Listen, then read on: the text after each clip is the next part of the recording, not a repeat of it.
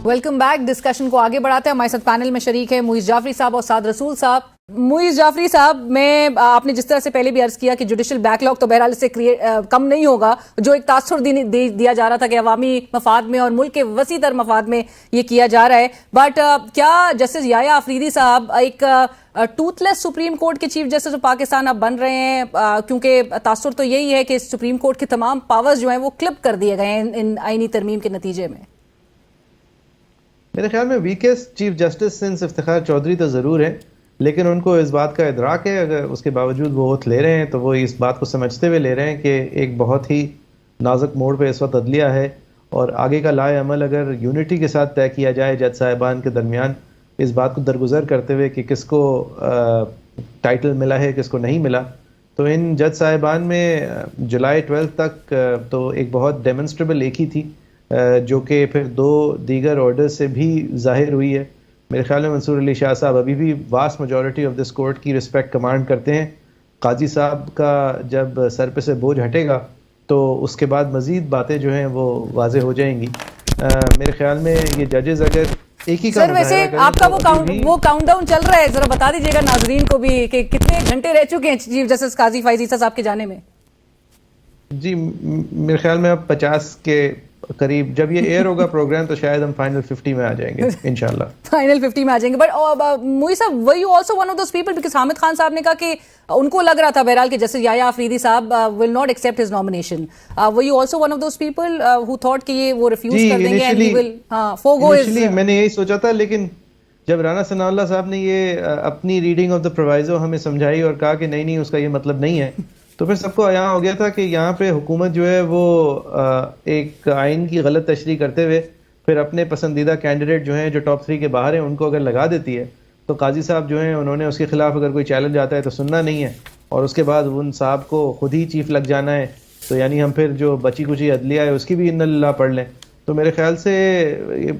You know in the worst of a bad situation I think what could be done is for the जजेस to show unity and now it is up to the lawyers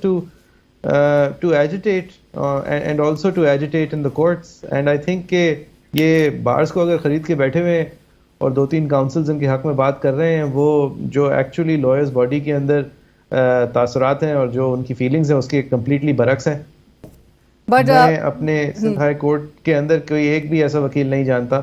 जो कि family और party politics से मुस्तस्ना होने के बावजूद इन amendments को support करता है। राइट, बट मुइज़ साहब, आज सिंध बार ने भी बहरहाल इसको वेलकम किया है। साद रसूल साहब, do you also see any agitation? Welcome नहीं किया, हैंग ऑन, ये सिंध बार काउंसिल का एक रैंडम सेक्रेटरी अगर एक लेटर निकाल देता है, इसको कोई हक नहीं है ये कहने का। सिंध बार ने वेलकम नहीं किया है। Sindh high court bar association को 400 वकला खत लिख चुके हैं, आप जनरल बॉडी कराएं ताकि हम आपको बता सकें हम आपके थ्रू क्या कहलवाना चाहते हैं। जब ये लोग इलेक्ट और मुंतखब हुए थे उस वक्त कोई आईनी तरमीम की का कोई मुसव्विदा नहीं था। ये लोग वकला की तरफ से बात करने के अहल ही नहीं है इस मामले पे अनलेस एक जनरल बॉडी कॉल की जाए। ये फजूल हरकतें हैं। ये मुइज़ साहब, बार्स पे भी, यानी आप कहना चाह रहे हैं कि बार्स पे भी कब्जा हुआ है?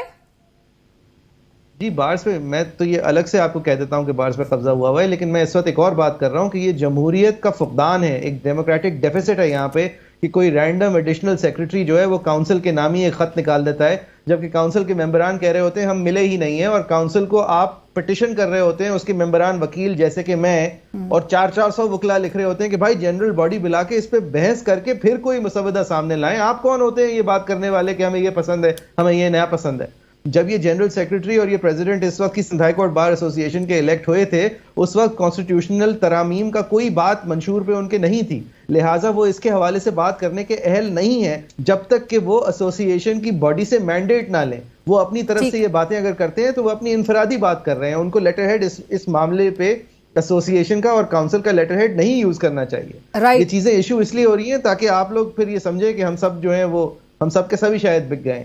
नहीं, नेचुरली अब और बहरहाल मैं साद रसूल साहब की तरफ भी यही बात लेके जाना चाहूंगी। साद रसूल साहब, इन आईनी तरमीम के नतीजे में जो जिस तरह से जुडिशल स्ट्रक्चर को रिवर्स किया गया है, आपको लॉयर्स मूवमेंट, एजिटेशन उस तरह से सड़कों पर नजर आ रही है आने वाले दिनों में?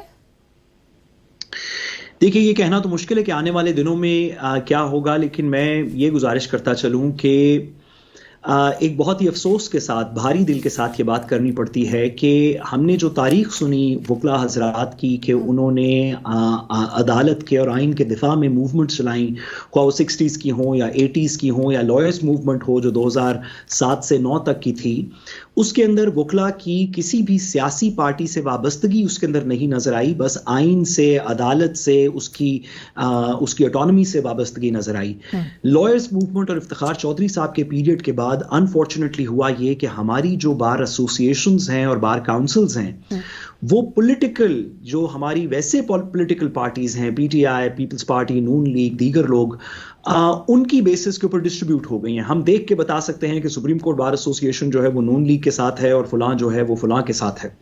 یہ بہت ہی انفارچونیٹ بات ہے اس وجہ سے کہ لائرز کی ایسوسیشنز وہ ہوتی تھیں جو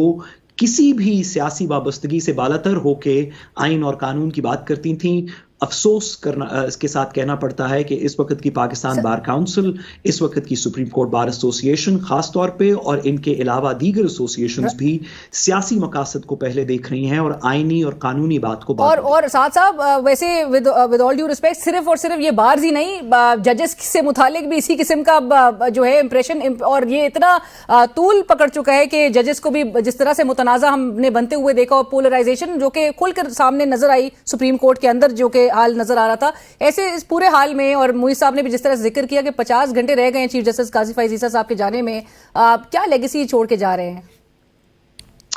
دیکھیے اس کے اوپر تو اب تقریباً کوئی دو رائے نہیں رہے گی پاکستان کے اندر کہ قاضی فائز عیسیٰ صاحب کی کیا لیگیسی ہوگی. قاضی فائز عیسیٰ صاحب کی لیگیسی کے اندر ایک پولیٹیکل پارٹی کو میرا خیال ہے باقی سب سے زیادہ خلش ہے. قاضی فائز عیسیٰ صاحب کی لیگیسی کے اندر آپ جس بھی طرف آپ کا پوائنٹ آف ویو ہو, اس بات کو آپ ڈینائی نہیں کر سکتے کہ سپریم کورٹ کے اندر بہت بڑا سپلٹ پڑ گیا.